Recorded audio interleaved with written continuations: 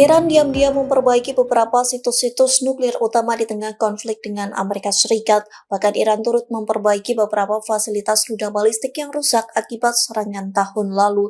Rekonstruksi besar-besaran ini seiringan dengan pembicaraan Iran dan Amerika Serikat di Oman. Dilaporkan 3 situs nuklir Iran diyakini berada di bawah tanah, bahkan situs-situs nuklir Iran diyakini terkubur di luar jangkauan bom penghancur bunker Amerika Serikat.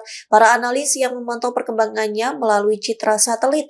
Dalam citra satelit itu terlihat tembok keamanan semakin tinggi. Hal itu disampaikan seorang peneliti senior di Keamanan Internasional Amerika Serikat, Spencer Faragaso. Bahkan terlihat tumpukan tanah galian semakin meluas dan pintu masuk terowongan semakin diperkuat. Pasalnya diduga kuat situs-situs nuklir ini tersembunyi di antara pegunungan di Iran Tengah. Adapun situs nuklir Iran diduga terletak di dekat puncak pegunungan Zagros. Lokasinya hanya berjarak 1,6 km di selatan Natanz. Perlu diketahui wilayah ini merupakan fasilitas pengayaan uranium utama Iran.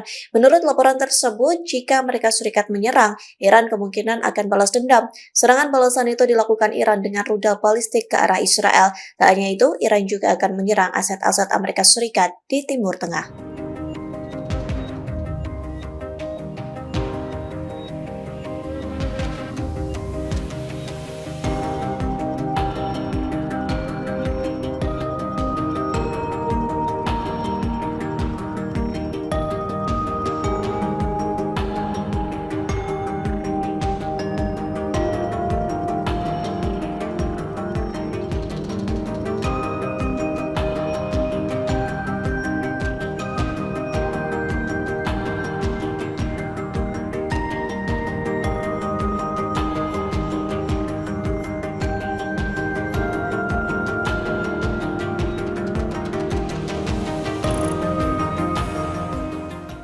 Download Tribun X sekarang, menghadirkan lokal menjadi Indonesia.